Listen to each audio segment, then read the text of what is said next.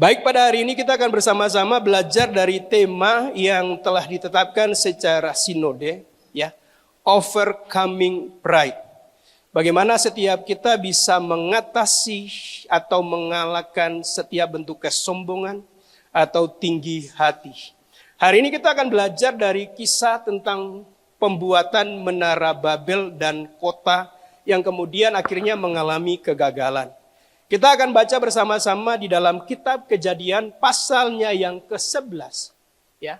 Kitab Kejadian pasalnya yang ke-11 ayat 4 sampai ayatnya yang ke-6. 3 ayat saja, karena itu kita akan baca secara bergantian. Saya ayatnya yang ke-4, jemaat sekalian, dengan suara keras baca ayat 5 dan ayat 6. Kita akan baca bersama-sama. 3, 2, 1, saya pertama ya.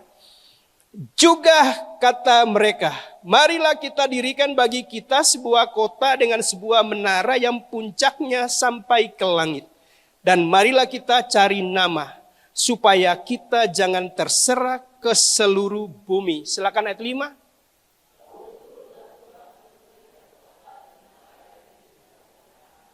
Ayat 6 bersama-sama. Dan ia berfirman, mereka ini satu bangsa dengan satu bahasa untuk semuanya. Ini barulah permulaan usaha mereka, mulai dari sekarang apapun juga yang mereka rencanakan, tidak ada yang tidak akan dapat terlaksana. Dari apa yang kita baca, setidaknya saya bisa mengklasifikasi dari ayat 4 sampai ayat 6, 2 hal dalam garis besar. Yang pertama adalah hal yang baik, kemudian hal yang kedua adalah hal yang tidak baik. Hal yang baiknya adalah bahwa orang-orang ini mau membangun, saudara. Bukankah membangun itu adalah hal yang baik, saudara? Membangun sebuah kota, ketimbang meruntuhkan atau menghancurkan sebuah kota. Kemudian hal yang berikutnya adalah adanya persatuan dari antara mereka, saudara. Dan persatuan itu kata ayat 6. Dan itu Tuhan sendiri yang ngomong. Bahwa apa yang mereka rencanakan pasti akan terlaksana.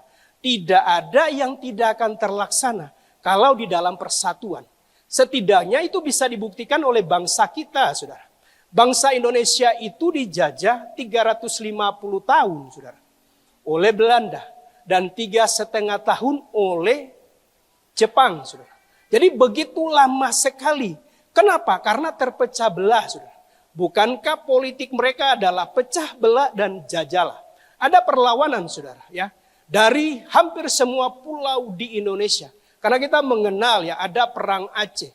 Dengan tokoh utama ada Teuku Umar, Cut Nyadin, ada Cut Mutia, tapi bukan Cut Keke, saudara ya.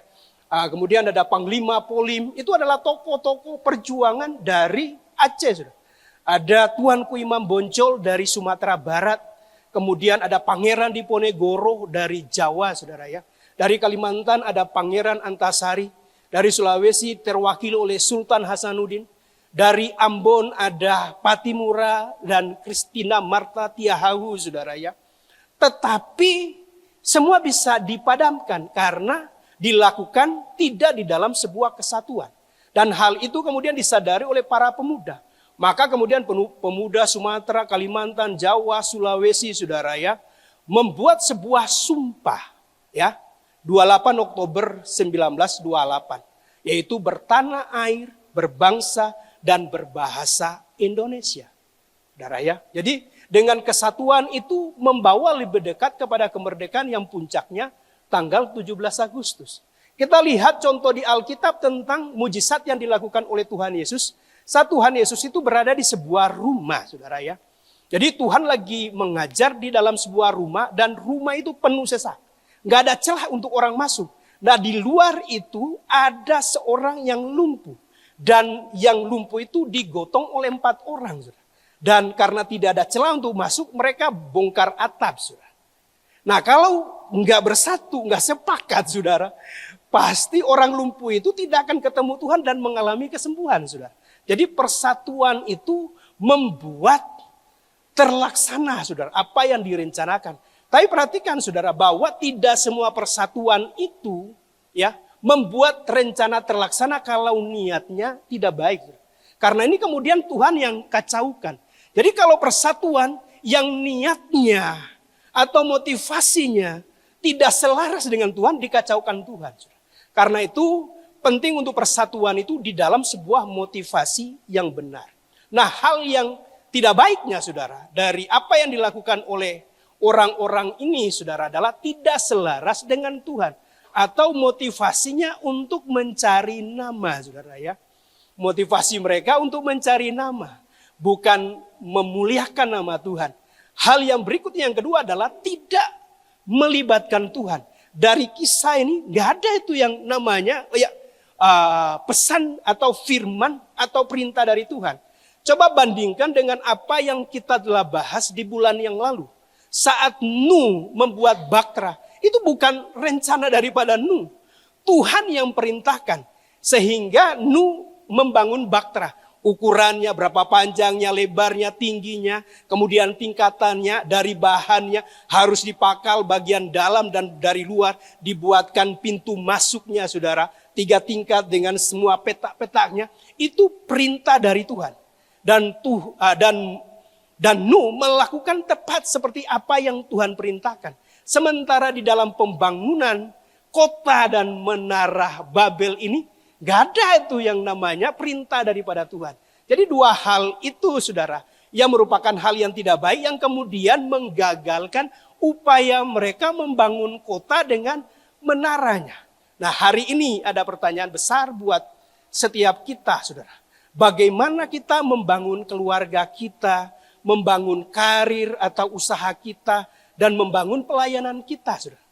Semuanya akan berpulang kepada niat kita saudara. Motivasi. Dan niat itu tercermin dari mana saudara? Tercermin daripada perkataan. Ya, Tuhan itu melihat hati, tapi perkataan itu adalah jendela hati. Apa yang diungkapkan oleh mulut, itu merupakan luapan dari hati. Bukankah mereka ngobrol satu dengan yang lainnya? Baiklah kita, saudara ya. Baiklah kita. Jadi ada pembicaraan, saudara. Karena itu penting buat setiap kita untuk membuat sebuah refleksi pada hari ini. Bagaimana kita membangun keluarga kita? Apa motifnya, saudara? Kemudian selaras enggak dengan kebenaran firman Tuhan? Apa yang kita lakukan dengan usaha atau karir kita? Apakah hanya sekedar ngejar kekayaan atau ada nilai-nilai yang Tuhan mau untuk kita lakukan melalui pekerjaan atau melalui usaha kita? Demikian juga pelayanan. Mari kita akan bahas satu demi satu supaya bagian ini bisa relevan di dalam setiap kehidupan kita. Amin saudara. Hal yang pertama adalah tentang keluarga. Kita harus mengetahui bahwa keluarga itu merupakan lembaga yang Tuhan buat sendiri. Jadi Tuhan yang membangun keluarga. Karena saat Tuhan melihat Adam, dia berkata tidak baik bahwa manusia itu seorang diri. Yo coba ngomong kiri kanan, tidak baik manusia itu seorang diri. Amin saudara. Lebih keras lagi, tidak baik manusia itu seorang diri.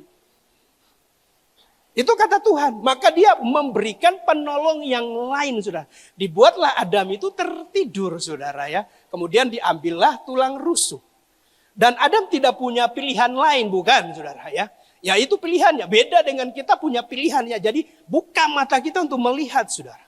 Nah kapan bahwa apa yang dipersatukan Tuhan itu terjadi saudara.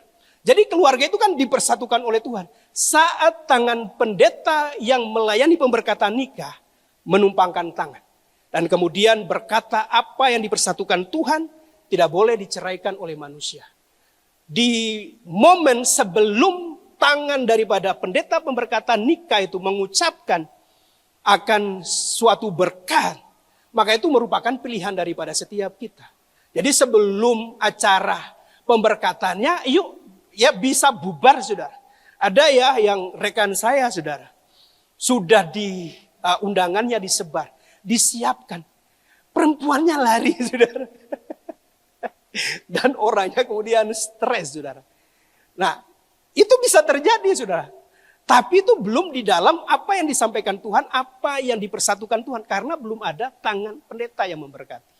Nah kemudian di dalam perjalanan saat Tuhan sudah mempersatukan, apakah kemudian nilai-nilai ini yang menjadi prinsip yang kita kerjakan di dalam kehidupan keluarga. Jadi prinsipnya prinsip yang sederhana. Tapi prinsip sederhana itu yang membuat kita selaras di dalam membangun rumah tangga kita dengan kebenaran dengan Tuhan, saudara ya.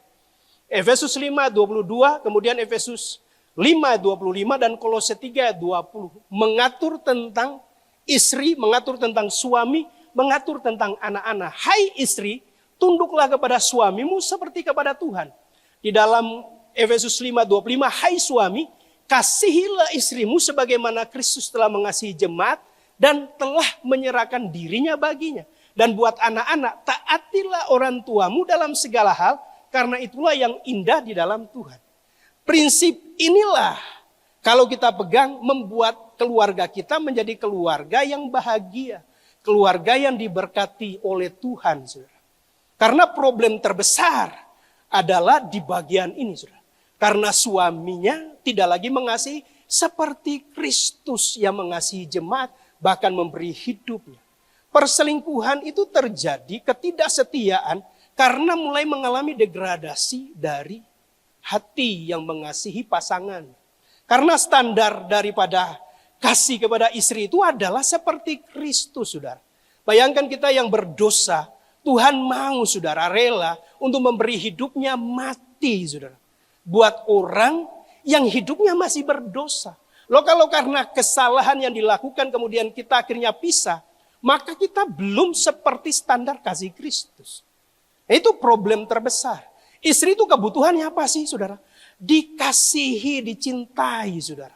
Dengan setulus hati. Saudara. Jangan diduakan. Jangan dimadu. Nah, kalau mengalami degradasi, saudara, itu yang akan menjadi problem di dalam keluarga. Amin, saudara. Maka bagi pasangan, ya, bagi keluarga, hari ini boleh ucapkan kembali, aku mengasihi engkau. Seperti Kristus yang mengasihi gerejanya. Boleh yang suami-suami, saudara. Cintanya seperti pertama kali, saudara, ketika jatuh cinta. Makanya saya mau menasihati kita harus jatuh cinta berulang-ulang kepada pasangan kita, saudara. Amin. Karena kebutuhan yang paling utama buat istri adalah dikasihi. Kemudian problem berikutnya adalah dalam keluarga itu kalau istri itu tidak tunduk kepada suami. Suami itu butuh apa, saudara? Butuh dihargai, butuh untuk dihormati, saudara. Nah, kalau kemudian sudah tidak menghargai, ada banyak, saudara, hal yang membuat mungkin rasa penghargaan terhadap suami atau rasa hormat, rasa tunduk itu akhirnya mengalami penurunan standar. Kenapa? Karena mungkin secara pendidikan lebih tinggi, secara pendapatan lebih tinggi, saudara. Kemudian secara pengaruh dan lain sebagainya lebih tinggi, membuat terkadang, saudara, istri tidak bisa menghormati suami. Jadi hari ini yuk kepada kebenaran yang dapat kita lakukan. Untuk suami harus mengasihi istri seperti Kristus mengasihi gerejanya atau jemaat. Dan istri harus tunduk kepada suami seperti jemaat kepada Kristus. Kalau ini yang dilakukan, maka kita membangun kehidupan keluarga itu selaras dengan kebenaran. Dan saya bisa pastikan Tuhan memberkati. Amin, saudara. Tuhan akan memberkati. Karena itu desainnya Tuhan, saudara, untuk membangun rumah tangga. Kemudian di dalam karir atau di dalam usaha. Nah, ini penting, saudara. Di dalam kita mengembangkan karir, apakah hanya posisi itu yang menjadi tujuan kita? Apakah hanya supaya kita menjadi kaya, saudara? Kalau itu tujuannya, saudara, maka itu bisa miss. Tidak selaras dengan Tuhan. Kalau kemudian di dalam usaha kita atau karir kita, kita mau memuliakan Tuhan, maka akan membuat setiap kita selaras dengan kebenaran. Kalau tujuannya hanya untuk posisi, ya kita bisa menghalalkan segala cara. Kalau tujuannya untuk memperoleh kekayaan, sama kita bisa melakukan segala sesuatu berdasarkan cara-cara dunia. Maka saya mau mendorong untuk setiap kita supaya kemudian bisa bertanya bagi kita masing-masing, apakah dalam membangun karir atau usaha kita menghalalkan segala cara atau kita itu kompromi dengan dunia. Itu harus jadi refleksi buat setiap kita dalam pengembangan karir. Karena saya yakin saudara, bahwa terang kita harus bercahaya di depan semua orang melalui cara-cara kita yang benar dalam mengembangkan usaha, dalam meraih karir kita. Tuhan itu kan punya satu kerinduan untuk kita itu terus naik dan tidak turun. Menjadi kepala dan bukan menjadi ekor. Bukankah peninggian itu datangnya dari Tuhan? Maka atas karir, atas pekerjaan, atas usaha kita harus ada nilai yang kita bawa untuk membangun kerajaan. Melalui kehidupan yang menjadi persembahan. Minggu kemarin kan Pastor Ferry itu bicara penyembahan itu adalah gaya hidup kita.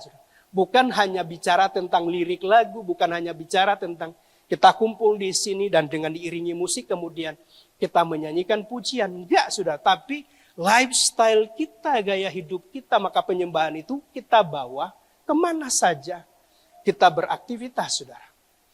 Di dalam Roma 12 ayat 2, janganlah kamu menjadi serupa dengan dunia ini. Jadi cara-cara dunia jangan sampai kita terapkan di dalam pengembangan karir, di dalam usaha kita.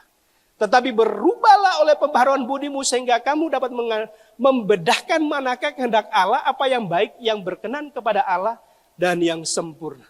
Kemudian hal yang ketiga tentang pelayanan. Saya mau untuk setiap kita bisa membuat pertanyaan seperti ini. Apakah kita kecewa ketika pelayanan tidak dihargai? Ya terkadang manusia bisa lupa, bisa lalai, bisa abai, saudara. Gereja ini setiap tahun dalam 4 tahun terakhir membuat Builders Night. Itu malam untuk memberi apresiasi kepada volunteer. Kan banyak volunteer. Dan itu adalah cara daripada para pemimpin, saya bersama dengan tim pastoral untuk memberikan apresiasi kepada semua volunteer. Jadi acaranya itu apresiasi. Dan dari acara itu ada yang kemudian dipilih berdasarkan kepada kriteria, saudara ya. Jadi untuk mendapatkan plakat, saudara ya, plakat. Ada ya ketika kemudian dikasih kriterianya, ada usulan 1 nama. Ada 7 orang saudara dalam tim penilai. Ya bisa kemudian bisa sepakat dengan 1. Ada yang harus melalui diskusi. Dan ketika diskusinya belum dicapai kesepakatan, voting saudara. Jadi bisa, karena kan hanya ganjil. Jadi bisa skornya 4-3 saudara. Kalau sudah satunya mencapai angka 4 ya sudah tidak perlu lagi yang lainnya kalau belum voting saudara. Dan karena untuk mereka yang melayani kan ada kriteria dan sepertinya tipis sudah. Dari sisi yang satu melihatnya, oh yang ini memang pantas. Dari sisi yang lainnya, pantas. Kalau buat saya sih, ya semuanya paling bagus dikasih plakat, saudara. Tapi perhatikan, saudara. Kalau karena tidak menerima plakat, atau tidak diapresiasi, tidak disampaikan terima kasih, dan kita menjadi kecewa, maka berarti tanda tanya buat saya, saudara. Niatnya itu bukan melayani Tuhan. Tuhan kan melihat hati, saudara. Maka niatnya itu adalah seperti Babel tadi, cari nama. Maka hari ini, saudara, yuk, setiap kita yang melayani, kelihatan apa tidak kelihatan, dihargai apa tidak dihargai. Seperti kata Kolose ini, lakukanlah segala sesuatu yang kamu perbuat harus dengan segenap hati, seperti untuk Tuhan. Dan bukan untuk manusia. Karena Tuhan itu, saudara ya, melihat hati. Amin, saudara. Tuhan akan membalas. Anda perhatikan pilihan Tuhan kepada Daud. Bukankah dia tidak dipilih oleh ayahnya Isai? Ketika ada seorang nabi datang, saudara ya. Samuel, nabi besar datang. Dan tidak dikasih tahu siapa namanya, saudara. Siapa orangnya. Hanya salah satu dari anak Isai. Dan dalam pandangan secara manusia, Daud itu tersisih. Tapi Tuhan itu tahu, dia melihat hati. Apa yang dilihat oleh Tuhan adalah hati.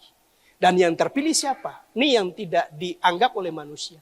Makanya setiap kita di dalam melakukan pelayanan, berdasarkan kasih karunia Tuhan, niatnya itu, motifnya itu harus benar-benar untuk kemuliaan buat Tuhan. Amin, saudara. Amin.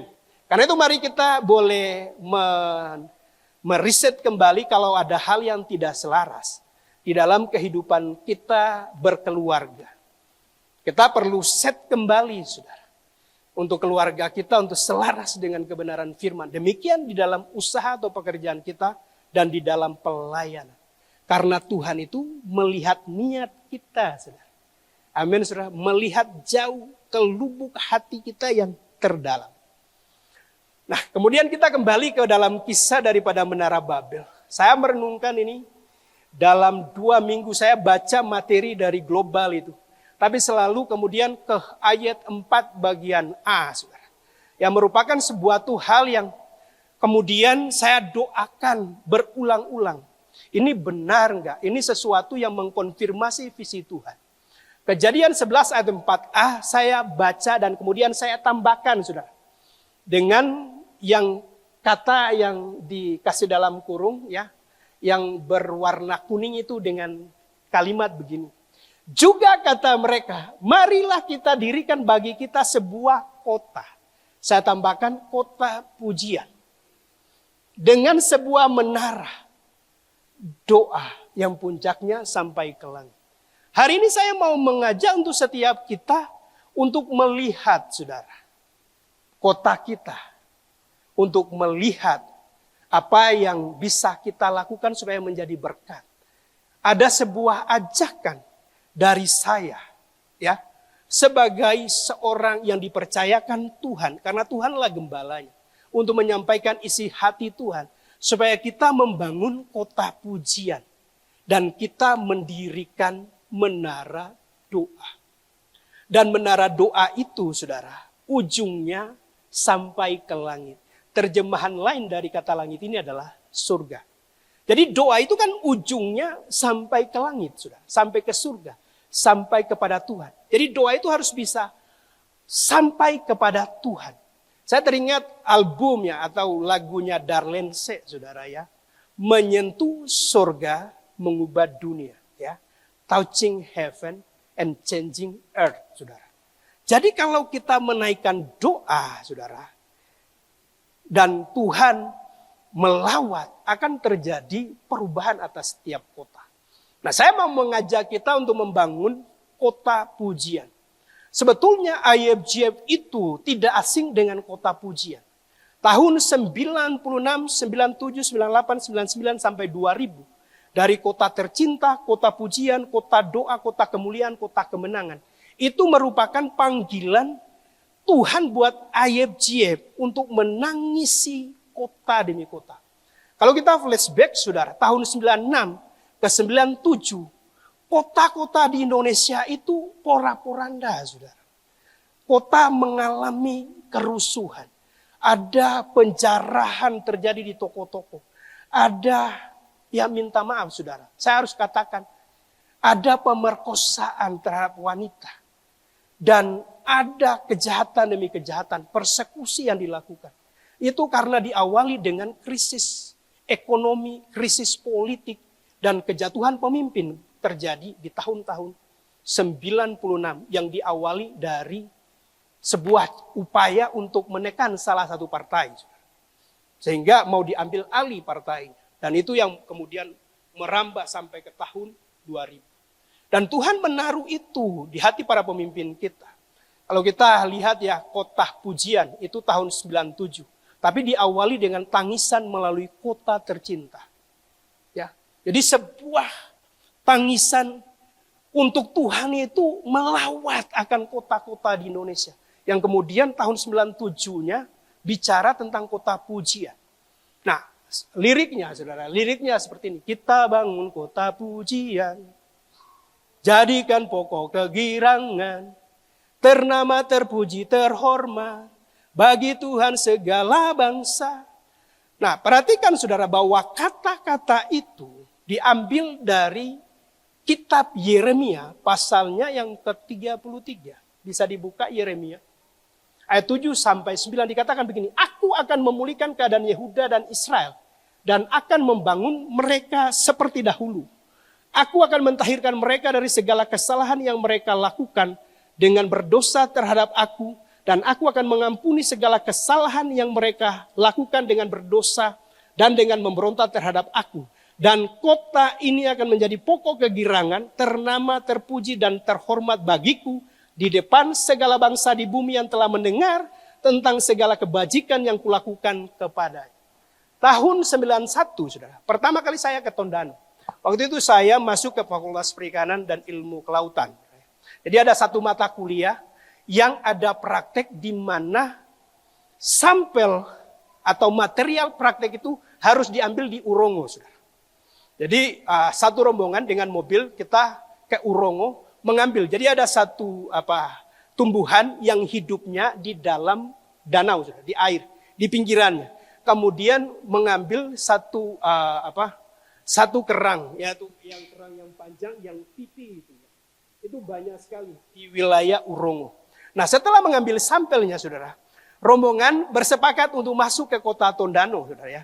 Jadi melewati jalan yang sekarang ada Benteng Morayanya itu, terus melihat ke Monas ya. Dan kita ngopi, saudara ya, di Esamokan. Jadi Esamokan itu memang legend, saudara ya. Esamokan itu legend. Saya senang dengan kopi susu dan nasi janya, saudara. Kayaknya rasanya kalau tiap kali berkunjung ke Tondano, ya harus nyicipi bagian itu, saudara ya. Jadi yang saya lihat adalah keadaan kondisi daripada kota itu 91. 2012 Tuhan memanggil saya dengan kebenaran firman dari Mika 5 ayat 1 yang berbicara tentang Yehuda. Jadi ada keterkaitannya dengan Yehuda di sini, saudara. Saat masuk 2012, Anda berarti ada jarak 21 tahun. Kota ini gak ada perubahan. Perubahannya kecil sekali. Tidak signifikan. Dan saya ada di jantung pusat pemerintahan dari Minahasa. Di samping daripada kantor bupati. Merasakan sebuah kesuraman. Atmosfer yang memang suram. Dan Anda harus tahu, saudara. Kalau para pendoa ini bisa merasakan apa yang terjadi di dalam alam nyata merupakan gambaran alam spiritualnya.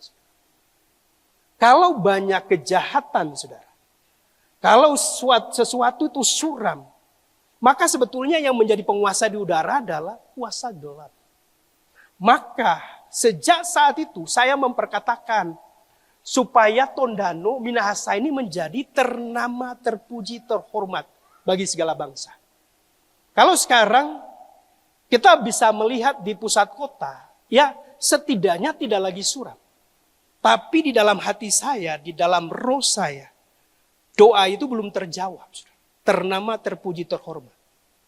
Karena kaitannya bukan soal orang datang ke Tondano itu untuk nikmati kulinernya. Di awal pembukaan Moon Bay itu, saudara, orang Tomohon, dari Bitung, dari Minahasa Utara, Air Madidi, dari Minahasa Tenggara, Minahasa Selatan bisa makan, saudara. Di Moon Bay-nya. Tapi bukan itu yang jadi jawaban. Ternama, terpuji, terhormat itu apabila orang datang ke kota ini karena satu alasan. Mencari hadirat Tuhan di kota ini. Dan itu yang belum terjadi. Makanya doa ini terus saya ucapkan. Sampai melihat Tuhan menyatakan kemuliaannya. Maka seperti Azusa Street, seperti Seoul, ketika mengalami lawatan Tuhan, orang berbondong-bondong dari setiap suku bangsa, kaum dan bahasa. Dan saya mau melihat itu, saudara. Yang saya mau bagikan untuk siang hari ini menjadi doa kita untuk kota tercinta. Bukankah kebenaran firman yang berkata, usahakanlah kesejahteraan kota, kemana kamu aku buang. Kalau saya mungkin bisa selaras dengan kata aku buang. Ya, meskipun Tuhan tidak membuang saya di kota ini. Tapi setiap daripada Anda semuanya adalah orang-orang yang lahir di kota ini, saudara. Yang besar di kota ini. Yang menikmati Payangka, Mujair, menikmati Nike, saudara, di kota ini. Apakah kemudian tidak ada satu beban untuk melihat kota ini mengalami suatu terobosan? Ya, kita bisa melihat ada perubahan, premanisme turun drastis. Keamanan terjamin. Kalau masih premannya berkeliaran, itu Munbai itu tidak akan bertahan lama. Tapi bukan itu. Saya mau untuk isi hati Tuhan yang ditaruh di hati saya untuk kita tangkap hari ini. Untuk membangun kota kita supaya ternama, terpuji, terhormat. Bagaimana caranya? Bangun kehidupan dalam penyembahan. Bukankah saat Nuh mempersembahkan korban, baunya harum naik kepada Tuhan. Dan Tuhan mengubah kutuk menjadi berkat. Amin, saudara. Jadi karena itu penyembahan kita ini bukan hanya pujian, saudara. Tapi gaya hidup kita ini harus dibawa, saudara, supaya orang melihat bahwa kita itu benar-benar sebagai surat Kristus. Yang berikut terakhir, saudara. Dalam 9 menit ke depan saya mau sampaikan bagian ini. Yang berikutnya adalah menara doa. Saudara. Jadi membangun menara doa atau rumah doa. Di dalam Yesaya 66 ayat 1 dikatakan begini. Beginilah firman Tuhan. Langit adalah takhtaku dan bumi adalah tumpuan kakiku. Rumah apakah yang akan kamu dirikan bagiku? Dan tempat apakah yang akan menjadi perhentian? Jadi Tuhan sendiri ngomong bahwa bumi itu tumpuan kaki. Langit itu takhta. Kalau bumi tumpuan kaki, nak rumah apa yang bisa muat? Tapi Tuhan mau untuk kita itu bangun apa? Rumah doa. Yesaya 56 ayat 7 berkata begini. Mereka akan kubawa ke gunungku yang kudus dan akan kuberi kesukaan di rumah doaku. Aku akan berkenan kepada korban-korban bakaran dan korban-korban sembelihan. Mereka yang dipersembahkan di atas mezbahku, sebab rumahku akan disebut rumah doa bagi segala bangsa. Anda perhatikan kalimat dan akan kuberi kesukaan di rumah doaku. Saya senang dengan ayat ini, saudara. Doa itu bukan sesuatu yang membosankan, saudara. Karena Tuhan sendiri ngomong, aku akan memberi kesukaan. Amin, saudara. Jadi doa itu kesukaan. Di mana-mana sebetulnya yang suka doa itu ibu-ibu, saudara. Emak-emak. Tapi di IFGF, saudara. Secara khusus, yang karena saya dari lama di Manado, justru disukai oleh kaum muda, saudara. Maka saya mendorong untuk semua yang di sini, saudara, untuk yakin menangkap bahwa doa itu kesukaan. Di tahun 2026 ini, saudara ya, saya sudah diskusi dengan koordinator doa. Yang pertama, membuat perubahan demi perubahan. Ya. Mungkin ada orang yang kurang kuat, saudara, kalau doanya 2,5 jam atau 2 jam. Maka kemudian yang pertama adalah kita pindahkan doa dari ruang doa di atas ke tempat ini. Saudara. Jadi kalau di atas kan terbatas, saudara ya. Kemudian kalau di sini, kalau agak sedikit gerah, bisa dipasang AC, saudara. Kemudian doanya kita batasi, saudara, 1 jam. Jadi ada penyembahan awal dengan diiringi musik keyboard, saudara ya. Kemudian setelah penyembahannya ada firmannya, kemudian durasi doanya lebih panjang. Dibuatlah 1,5 jam. Diupayakan untuk 1,5 jamnya selesai, saudara. Dengan diatur seperti itu diharapkan ada orang yang datang. Dan memang jumlahnya mengalami pelipat gandaan. Dari biasa 8, 9, 10, sekarang bisa 19, bisa 18, bisa 17 saudara yang ikut doa. Dan tidak pernah selesai hanya dalam durasi 1,5 jam. Lebih daripada itu. Jadi bisa 2 jam minimal, bisa lebih. Kenapa? Kesukaan. Minggu kemarin itu, saudara, hari Rabu kemarin doa, saudara. Pastor Erin itu mau sampaikan firman. Tapi aliran penyembahan itu begitu kuat. Jadi kita nikmati hadirat. Apakah selesai harusnya jam 8:30, saudara? Karena kan dimulai jam 7. Enggak, saudara. Jam 9 lewat.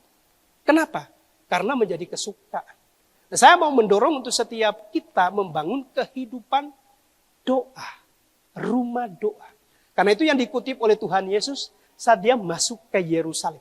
Melihat bait Allah itu jadi sarang penyamun. Matius 21 ayatnya yang ke-13 sebagai ayat yang terakhir. Setelah itu kita akan masuk dalam perjamuan kudus. Dan berkata, ini perkataan Yesus ya kepada mereka. Ada tertulis rumahku akan disebut rumah doa. Tuhan kan menunggang balikan, saudara, meja-meja penukar uang. Karena di bait Allah, saudara, ya itu kan tempat mempersembahkan korban. Maka kemudian dijadikan diubah untuk ada jualan. Jualan apa, saudara? Jualan kambing, domba, merpati yang merupakan bagian daripada persembahan yang dipersembahkan. Jadi harusnya kan untuk fungsi rumah doa, saudara. Tapi kemudian motifnya mereka menjadi tempat jual beli, berdagang. Dan akhirnya Tuhan tunggang balikan. Dan kemudian Tuhan mengutip Yesaya tadi. Rumahku disebut sebagai rumah doa. Nah perhatikan saudara, saat rumah Tuhan itu menjadi rumah doa, apa yang terjadi? Mujizat demi mujizat terjadi. Kemudian Tuhan memberikan pengajaran demi pengajaran. Dan menjadi apa saudara? Menjadi house of worship. Karena kemudian ada anak-anak yang berseru, Hosana, Hosana. Diberkatilah dia yang datang dalam nama Tuhan. Maka saya mengutip pernyataan Pastor Abraham. Karena visi pertama dari gereja ini adalah pray. Ketika doanya itu terjadi dalam kehidupan daripada jemaat, maka visi yang kedua tentang power, tentang worship, tentang pengajaran, dan lain-lainnya akan terjadi. Karena itu saudara, kalau motif daripada orang Babel untuk cari nama, sama mengajak kita saudara, untuk menjadikan kehidupan kita, kehidupan yang penuh pujian, pengagungan, penuh dengan penyembahan. Yang pada akhirnya kalau itu kita transferkan kepada orang-orang sekeliling, kota ini akan menjadi kota pujian.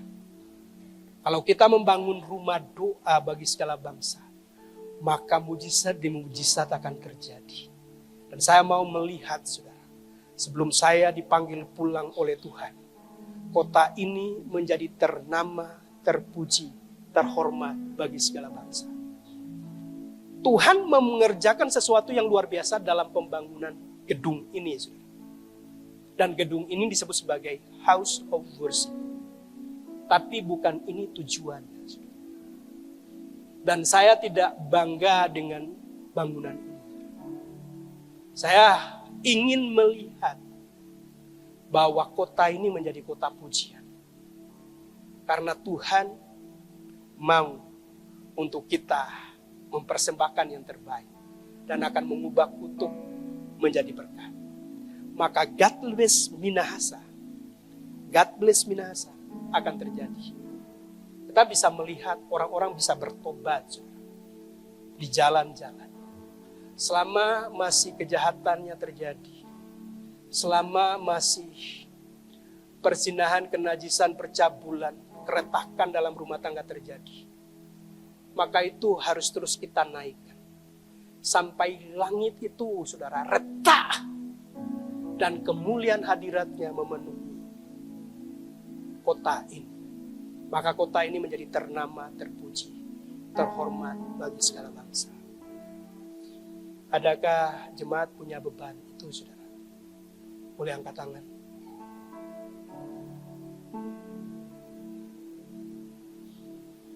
Mari kita siapkan kehidupan kita untuk masuk dalam perjamuan kudus.